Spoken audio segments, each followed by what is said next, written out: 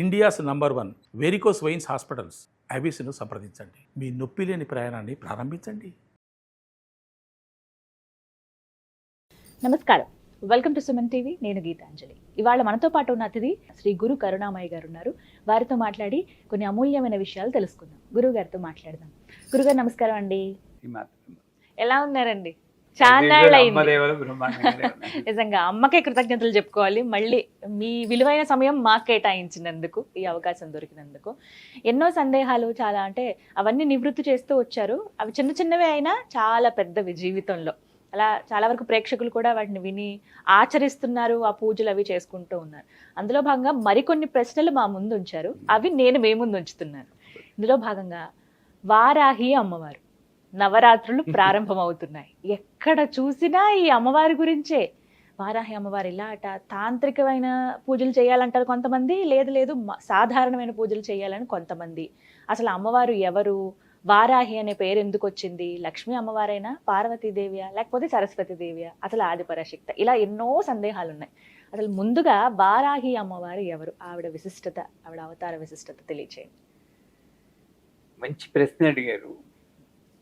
శ్రీ విద్యా పరంగా చూస్తే శ్రీ విద్యలో గణపతి, బాల, రాజశ్యామల, వారాహి, లలితమ్మ, ఈ దేవతలు ఒక్కొక్క దేవత ఉపాసన కొన్ని నెలల పాటు చేసుకుంటూ వస్తే ఈ దేవతల వల్ల, గణపతి ఉపాసన వల్ల మూలాధారంలో మనకున్నటువంటి భయము, అనుమానము తొలగిపోయి ఫోకస్ అండ్ కాన్సన్ట్రేషన్ వస్తుంది, శ్రద్ధ, ఏకాగ్రత. దానికోసం 3 నెలలు ఉపాసన చేయాలి, 3-4 నెలలు. తర్వాత బాల ఉపాసన చేస్తే మనకున్న కోపాలు అన్ని పూర్తిగా పోయేవరకు. అందుకే క్రోధ నాశిన్యే నమః అన్నారు, క్రోధ శమన్యే నమః అంటారు, లోభ నాశిన్యే నమః అంటారు. ఆవిడికి తెలుసు కోపం పూర్తిగా పోదని. అంటే ఈ కామ క్రోధాలని కొంచెం అదుపులో ఉంచడానికి బాల ఉపాసన ఇక్కడ ఏమిటంటే భగవంతుని పూజ చేస్తే ఇది మాత్రమే కాదు, ఇది కూడా మారాలి అన్నది మనకు తెలుసుకోవాలి. రాజశ్యామల ఉపాసన చేసినప్పుడు ఇక్కడ ఉంటుంది అనాహత చక్రం. అక్కడ అన్కండిషనల్ లవ్, నిబంధన రహిత ప్రేమ. ఇది కష్టం ఈ రోజుల్లో. ప్రేమ అంతా నిబంధనమే. నా మీద ఏమాత్రం ప్రేమ ఉన్నా 5 గంటల ఇంటికి వచ్చేయండి, వెళ్ళిపోతాయి. ఇది నిబంధనతో కూడిన ప్రేమ. అలా కాకుండా నిబంధన రహిత ప్రేమ, ఇంద్రియ నిగ్రహము. ఇక్కడ పోతే వారాహి ఇక్కడ వస్తుంది. ఈవిడ దండనాథ అంటారు, డిసిప్లిన్. అయ్యవారు నాన్నగారు, అమ్మవారు. ఈ అమ్మ ఎలా ఉన్నా ప్రేమించి అమ్మ ఈవిడ కొంచెం రూల్స్ ప్రకారం డిసిప్లిన్ లో. అందుకని వారాహి ఆజ్ఞాచక్రంలో ఉంటుంది. వారాహి అమ్మవారంటే కొంచెం భయపడతారు. ఎందుకు? మిగతా వాళ్ళు కూడా ఈవిడ ఉగ్రదేవత, అందువల్ల ఈవిడ పూజ చేయకూడదు అని చెప్పడం, దండనాథ పురస్కృత అని. నిజానికి వారాహి అమ్మవారు లక్ష్మీదేవి యొక్క ఇంకొక అవతారం. శ్రీచక్రం తీసుకుంటే మొదటి ఆవరణలో మధ్య లైన్లో 8 మంది మాతృకా దేవతలు ఉంటారు. 8 మంది అష్టమాతృకలు అంటారు. అంటే సప్తమాతృకలు విన్నాం. ఎట్లా చేస్తుంది ఇది? బ్రాహ్మి, మాహేశ్వరి, కౌమారి, వైష్ణవి, వారాహి, మాహేంద్రి, చాముండ, మహాలక్ష్మి. మహాలక్ష్మి ఇక్కడ ఉంటుంది మన కుడి పక్కనే ముందు భాగంలో, వారాహి ఇక్కడ ఉంటుంది. ఇద్దరు ఒక పక్కన ఉంటారు. మహాలక్ష్మి ఇంటికి కట్టిన తోరణాలలాగా, మామిడాకులు తోరణం, అరిట. ఇంట్లో వ్యాక్యూమ్ చేసుకోకుండా దుమ్ము దూరంలో ఉంది, బయట తోరణానికి ఉపయోగం ఉందా? ఈ ఇంట్లో దుమ్ము దోగరా ఉంది, బయట ఇలాంటి డ్రెస్సులు వేసుకుంటే ఏమైనా ఉపయోగం ఉందా? ఈ మంగళకరం మహాలక్ష్మి అయితే. వారాహి ఆవిడ ఫేస్ కూడా బోర్ ఫేస్ అంటారు ఇంగ్లీష్. దానికి ఒక కొమ్ము ఉంటుంది. ఆవిడ కొమ్ముతో లోపలికి తిరిగి ఒక పొక్లైన్ లాగా లోపల చెత్త అంతా తీస్తుంది. ఎక్కడ బయట కాదు, ఇక్కడే ఉంది. రాక్షసులందరూ ఇక్కడే ఉన్నారు, మనం బయట ఉన్నారు కూడా. ఈ చెత్త తీసి బయట ఇక్కడ క్లీన్ చేస్తుంది. సో శుభ్రం చేసి లక్ష్మి, అశుభాన్ని తీసే లక్ష్మి వారాహి అయితే, శుభాన్ని తెచ్చే లక్ష్మి మహాలక్ష్మి. ఇద్దరు మనకు కావాలి. వాక్యూమ్ క్లీనరు కావాలి, మామిడి ఆకులు కావాలి. ఇలా ఆనందంగా క్షమించాలి. వాక్యూమ్ క్లీనరే వారాహి. మన ఇల్లు శుభ్రం చేస్తుంది ఇల్లు, కానీ శుభ్రం చేసేటప్పుడు మరి వచ్చేటప్పుడు అవుతుంది, లోపల తవ్వుతున్నప్పుడు బాధేస్తుంది. అంచేత ఏంటి, ఇది సాధారణంగా ఇది ఉపాసన చేయకూడదు. నాకు గుప్త నవరాత్రులు అని ఒక పేరు పెట్టాడు. గుప్త నవరాత్రులు అంటే ఏంటి ఎవరికీ తెలియదు, అనాదిగా మరుగుపడిపోయింది. అంతేగాని గుప్తం అంటే ఎవరో గుప్తంగా చేసుకోవాలి అని అప్పుడు లలితా సహస్రనామం కూడా లలిత రహస్యనామ సహస్ర స్తోత్రం అంటారు. అని గుసగుసగా చదవండి, పైకి చదువుతారు, ఎవరు చదువుకోడు. ఇది ఏంటంటే పైన మీనింగ్ తీసుకుంటున్నారు. రహస్యనామం అంటే బిందు తర్పణ సంతుష్ట అంటే పైకి కనబడి అర్థం ఒకటి, లోపల కనబడి అర్థం ఒకటి. ఆ మూల ప్రకృతికి వెళ్ళాలి అని చెప్పి. అంటే వారాహి అంటే ప్రత్యేకించి వేరే ఉగ్రదేవత కాదు, ఆ మహాలక్ష్మి ఈ వారాహి. ఇది అనాదిగా తాంత్రికానికి వైదికానికి ఉన్న ఒక పోరాటమే. వైదికంలో ఒక నియమము నిబద్ధత, ఇలా వీళ్ళే చేయాలి వాళ్ళే చేయాలి ఇలాగే చేయాలి, అది కరెక్టే, అదొక స్కూల్ ఆఫ్ థాట్. కానీ తాంత్రికం అనేటప్పటికీ సినిమా వాళ్ళ పుణ్యం గారు తాంత్రికం హామ్ రూమ్ అనే మాంత్రికులు చేసిందే తాంత్రికం అంటారు. తంత్రము అంటే పద్ధతి, సంస్కృతంలో తంత్రం సర్వ యంత్రాత్మిక సర్వతంత్రాత్మిక సర్వమంత్రాధిప సర్వతంత్రం అంటే అన్ని పద్ధతులు. ఇదే పద్ధతి అనుకుంటే అదొక రకం. ఇదేంటి నీ మనస్సు ఉంటే చాలు, భక్తి ఉంటే చాలు, ఎలా ఉన్నా సర్వకాల సర్వావస్థలందు మంత్రం పఠించుకో అనేది తాంత్రికం. నువ్వు అన్నం తినకుండా చేయాలి, ఈ బట్టలు వేసుకునే చేయాలి అనేది ఒక రకంగా వైదికం. అంటే సెల్ఫ్ స్వతంత్ర పరతంత్ర విధానం అంటుంది తాంత్రికం. అంటే నీ డిసిప్లిన్ నువ్వే పెట్టుకుంటావు. నాకు డిసిప్లిన్ లేదని కాదు, డిసిప్లిన్ ఉంటుంది, కానీ నాకు మంత్రం గుర్తొచ్చింది నేను అన్నప్పుడు నేను చదువుతా. ఈ డ్రెస్ ఎలా ఉంది నేను పాటించాను, అన్నం తిన్నానా పట్టించుకోను. ఆ రకంగా చూస్తే వారాహి తాంత్రికంగా ఎక్కువ పోయాడు. అందులో ఈ రోజుల్లో ఎందుకు పాపులర్ అయింది అని మీరు అడుగుతున్నారు. కలియుగంలో ఇలా వెళ్ళిపోతూ ఉంది ధర్మం, కల్చర్ వాల్యూస్ పడిపోతున్నాయి. పూర్వకాలంలో అనకూడదు కానీ విడాకులో అన్న శబ్దం నేను నా చిన్నప్పుడు వినలేదు. ఈ రోజు ఆ శబ్దం వినకుండా రోజు గడవట్లేదు. అది చింతించాల్సిన విషయమే. ఈ వారాహి దేవత ఈ రోజుల్లో కావలసిన దేవత వారాహి. ఎందుకంటే ఆవిడ 3 సందర్భాల్లో మనకి బాగా అవసరం. ఒకటి మ్యారిటల్ బ్లిస్, దాంపత్య సంబంధాలు తగ్గిపోతున్నప్పుడు వారాహి దేవత ఉపాసన ఎంతైనా మంచిది. వారాహి దేవత ఉపాసన అంటే పెద్ద మంత్రం చెప్పుకున్నా, మంత్రం విన్నా సరే ఆవిడ రక్షిస్తుంది. ఎలా రక్షిస్తుంది? భర్తను వారిని మార్చేసి కాదు, వాడు అలాగే ఉంటాడు, ఈవిడ అలాగే ఉంటుంది, నేను అడ్జస్ట్ అవుతాను. ఈ పరిస్థితులకి అడ్జస్ట్ అయ్యి శక్తిని ఇచ్చేది వారాహి. So marital bliss. రెండోది క్రానిక్ ఇల్నెస్ అంటారు, దీర్ఘకాలిక రోగాలు, నేను తెలియకుండా రోగాలు ఎలా పట్టి పీడిస్తుంటే దానికి కూడా వారాహి. అందుకే సర్వదుష్ట ప్రదుష్టానం అనేది సర్వరోగ ప్రరోగాణం అని మార్చి చదివితే బ్రహ్మాండమైన రోగాలు తగ్గుతాయి. అది. మూడోది కోర్టు కేసులు, లీగల్ ఇంప్లికేషన్స్ లో ధర్మం మన పక్క ఉంటే అక్కడ కండిషన్ ఉంది. అధర్మంగా ఉంటే నేను జయించింది, ధర్మం మన పక్క ఉంటే వారాహిదేవి రక్షిస్తుంది. ఇంత ప్రయోజనం ఉంది కాబట్టి, కలియుగంలో ఇంత అవసరం ఉంది కాబట్టి వారాహిదేవి ఇప్పుడు పైకి వచ్చింది. వీళ్ళు పాపులరైజ్ చేయలేదు, ఆవిడ అనుకుని ఈ కాలంలో నేను అనుగ్రహిద్దాన్ని ఆవిడే పైకి వచ్చింది. ఇంతకుముందు వైభవ లక్ష్మి అని చెప్పేసి కొన్నాళ్ళ పాటు అవన్నీ చేశారు. ఇప్పుడు మళ్ళీ మళ్ళీ పట్టుకొచ్చాయి. ఇప్పుడు వారాహి అంటే ఏ సమయానికి ఎవరికి అవసరం ఉందో ఆ రూపంలో అనుగ్రహించి ఆ తెల్లే ఇన్ని రూపాల్లో. అలా వారాహి ఆవిడే అనుకుంది రావాలి పూజ చేయించుకోవాలని. అయితే పూజ నియమాలు చాలా మంది తెలుసుకోవాలనుకుంటారు. ఇప్పుడు నవరాత్రులు రాబోతున్నాయి, జూలై 6వ తారీఖు నుంచి ప్రారంభం అండి.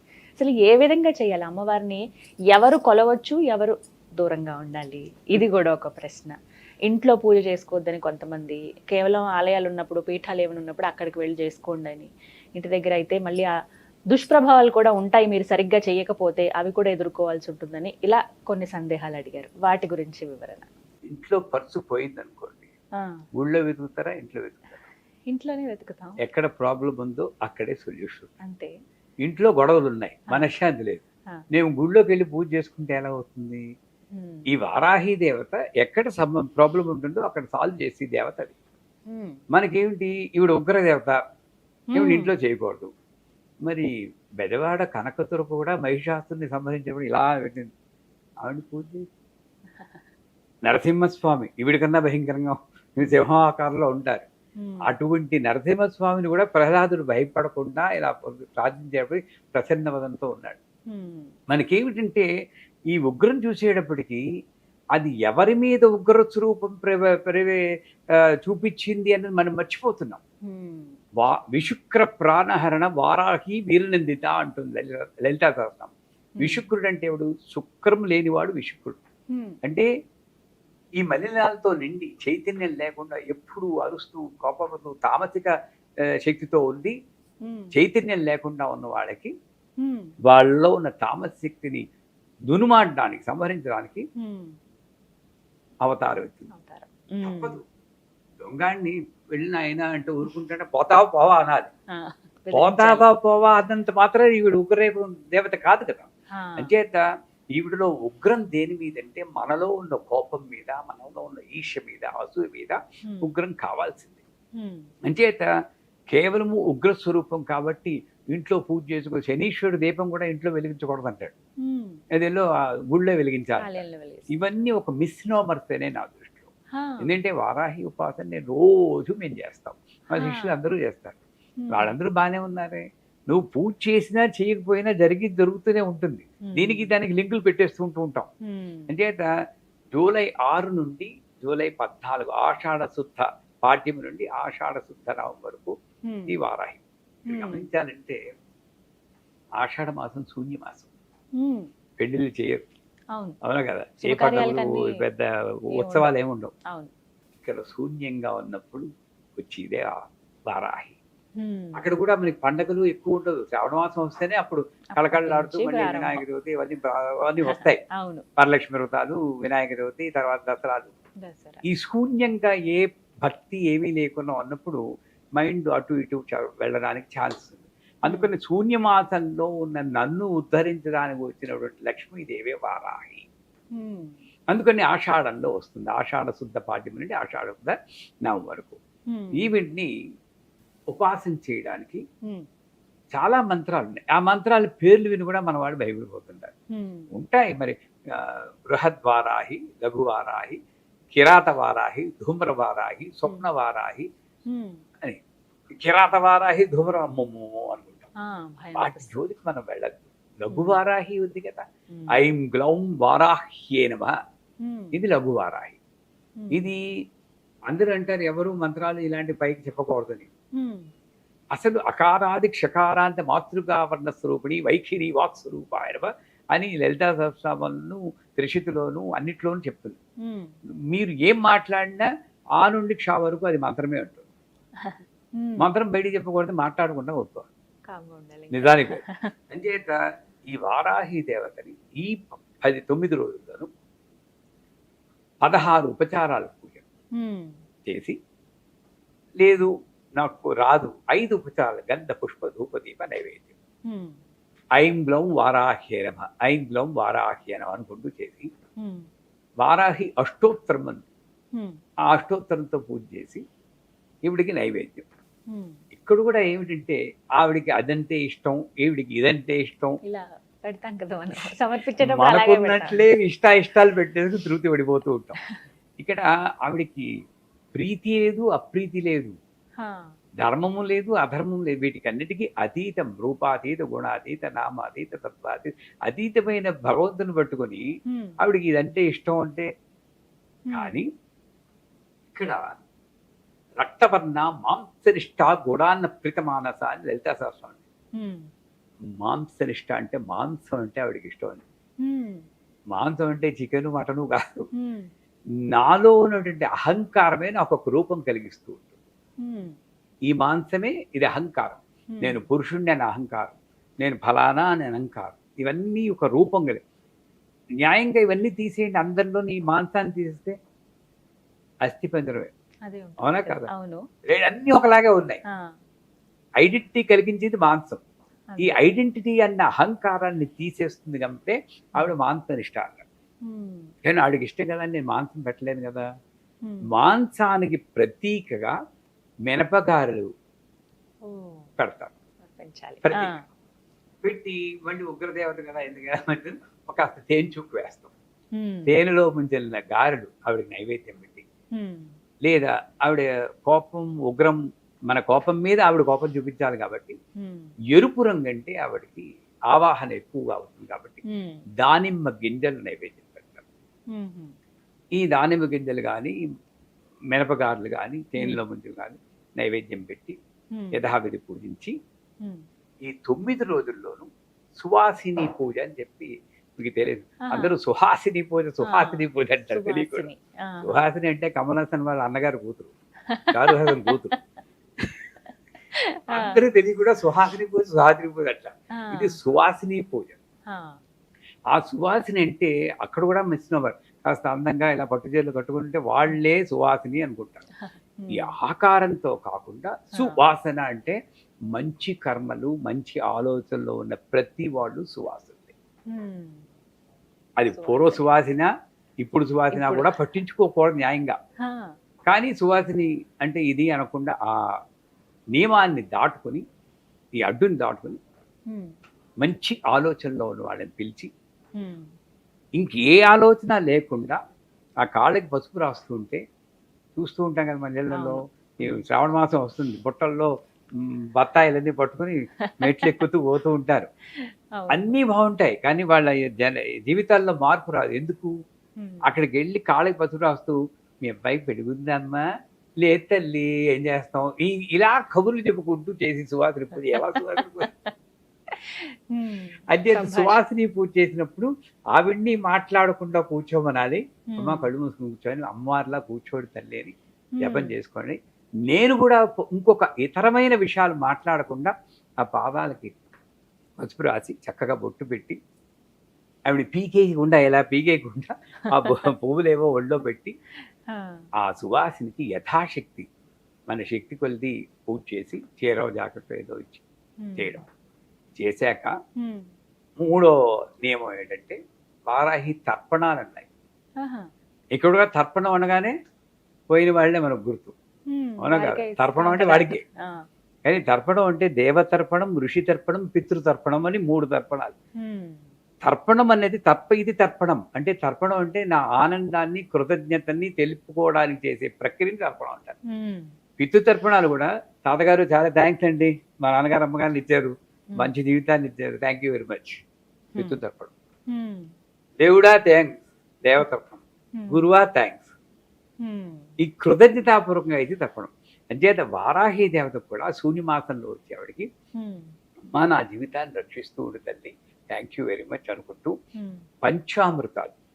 పంచామృతాలు అంటే ఏమిటి మీకు తెలుసు, పాలు, పెరుగు, నెయ్యి, తేనె, పంచదార ఇవన్నీ కలిపి, అది కూడా మన వాళ్ళు ఏం చేస్తారు, అన్ని ఇంత చేసి చెక్కగా జిగటగా చేసి ఎక్కి అవి మేమీ పోస్తే ఎలా ఉంటుంది మీకు అసలు, అయితే నెయ్యి తేనె ఒకటి ఇంత కలిపి పెరుగుని చేత అక్కడ కూడా పాలు ఎక్కువ పోసి ఈ పెరుగు నెయ్యి ఇలాంటి కొంచెం తక్కువ దాంతో ఇలా పెట్టి తర్పణం.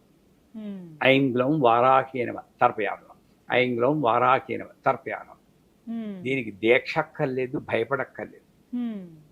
ఆవిడ మరీ కోపగించి నరికేస్తుంది రకమన్, అంతకన్నా గొప్ప అదృష్టం ఏముందమ్మా ఆవిడ చేతులు తేవడం కదా. ఈ రకమైన ధైర్యం ఉంటేనే నీకు ధీరాధీర సమర్జిత అంటుంది అమ్మవారు. ఈ ధైర్యం ఉంటేనే తగ్గుతుంది.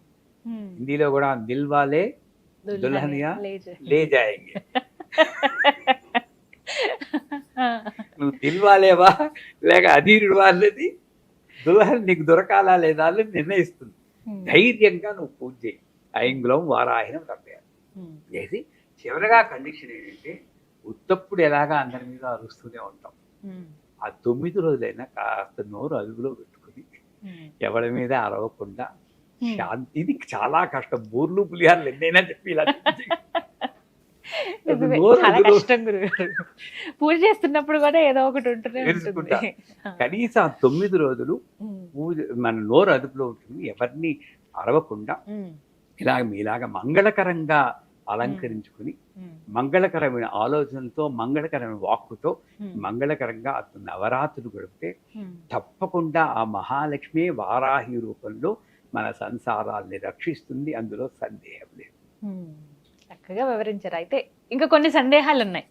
ఇందులో ఏమిటంటే, ఏ సమయంలో అమ్మవారికి పూజ చేయాలి? అమ్మవారు గుప్త దేవత కదా, సాయంత్రం వేళ అంటే చీకటి పడినప్పుడు వారాహి అమ్మవారికి పూజిస్తే చాలా మంచిది అంటూ ఉంటారు. ఎంతవరకు నిజమండి? కరెక్ట్. ఆ రకంగా వారాహి దేవతల చండి, కాళి ఇవన్నీ కూడా సాయం సమయంలో చేస్తే, ఇందాక చెప్పిన శూన్యమాసం ఎప్పుడు నీకు లైట్ కావాలి? చీకటిగా ఉన్నప్పుడు. పొగలు బ్యాటరీ లైట్ వేసుకుంటే పిచ్చాడంటారు. అంచేత రాత్రి చీకటి అంటే నాకు సరైన ఆలోచన తట్టనప్పుడే నాకు అమ్మవారి యొక్క సాయం కావాలి. ఆ రకంగా నాలో చెడు ఆలోచనలు రావడానికి ఆస్కారం ఉన్నటువంటి సంధ్యా సమయంలో వారాహి దేవతని పూజ చేస్తే మంచిది. వీళ్ళెవరిలో కొంతమంది ఇంకో చూసారా, వార్తాళి ప్రయోగం రాత్రి పొగలు చేయకూడదన్నారు, అంతైతే మీరు చేయకూడదు అని కొంతమంది వాదిస్తూ వారాహిని పూజ చేయకూడదు, మీరు మామూలుగా చేస్తే చాలంటారు. అక్కడ ప్రయోగం వేరు, పూజ వేరు. వార్తాళి ప్రయోగం పగలు పనికిరాదు నేను అంటాను. ప్రయోగం అంటే ఏదో సాధించడం కోసం చేసి, కానీ నేను ప్రేమతో చేస్తాను అనుకున్నప్పుడు ఎప్పుడు చేసినా పర్వాలేదండి. సర్వకాల సర్వావస్థ లేదు, రెప్పిబ్బదగిందే నామం.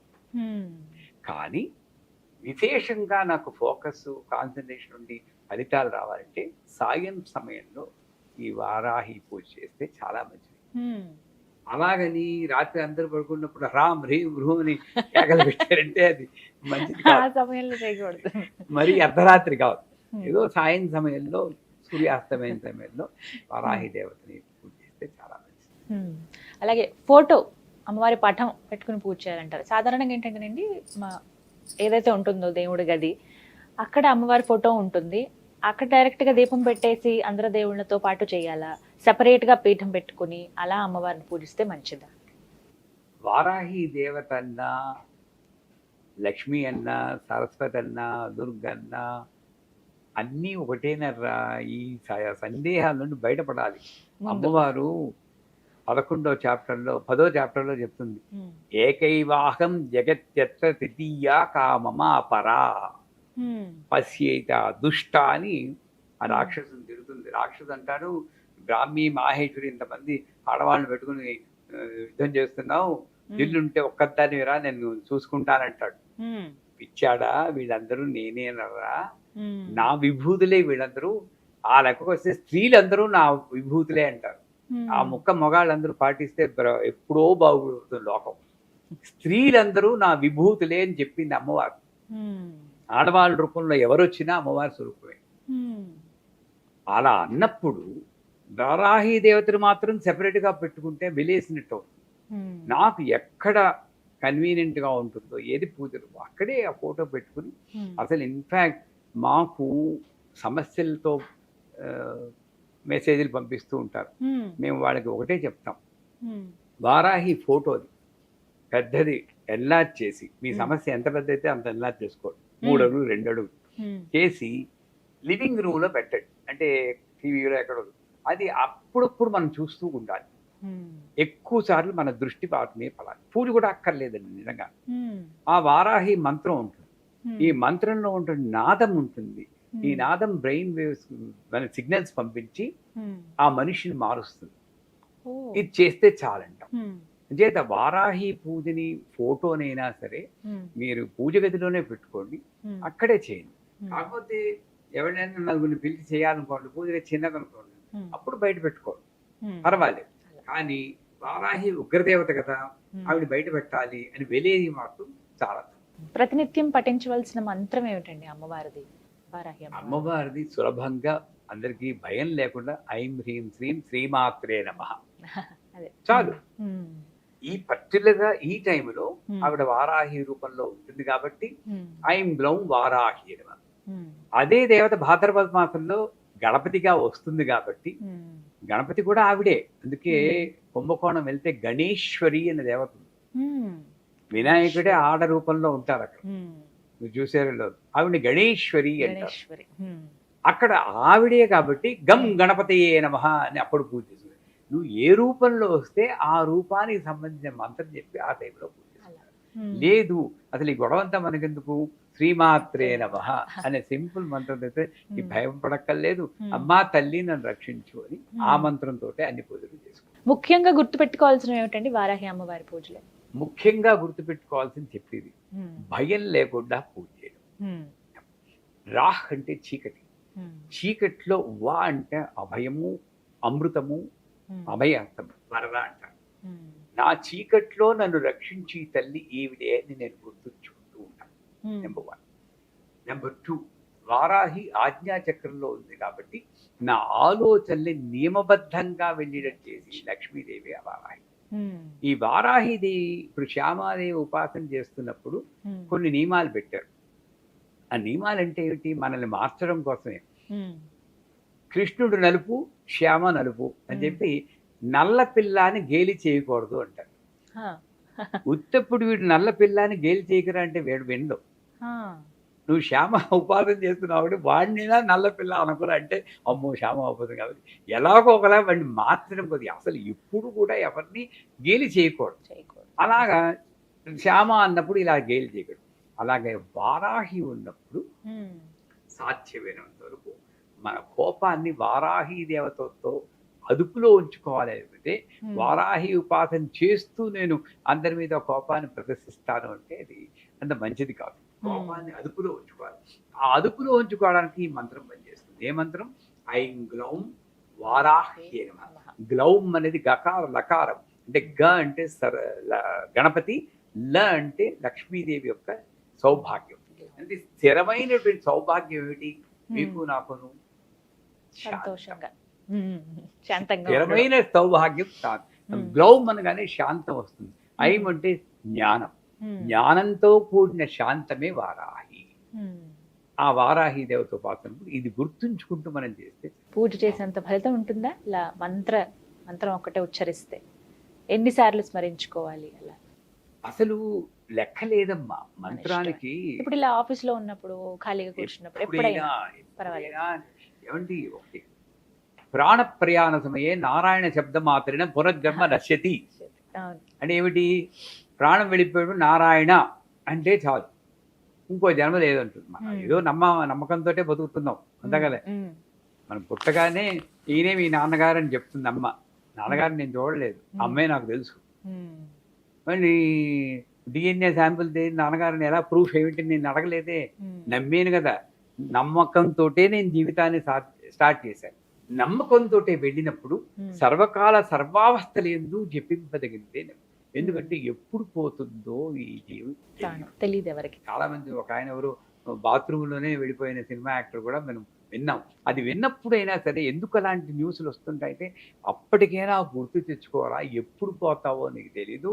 అందుకే స్నానం చేస్తూ కూడా ఓం నమో భగవతే వాసుదేవాయ అనుకుంటూ స్నానం చేయమంటాను. ఏమో ఇలా పెట్టు ఆగిపోతే లాస్ట్ మంత్రం వాసుదేవ మంత్రం. అంచేత ఇన్నిసార్లు పెట్టుకోకుండా, అది యాంటీబయాటిక్ అనుకుంటే ఇన్ని డోసులు ఇన్ని రోజులు, ఇది యాంటీబయాటిక్ కాదు. సర్వకాల ఎప్పటికీ కావాల్సిన మంది.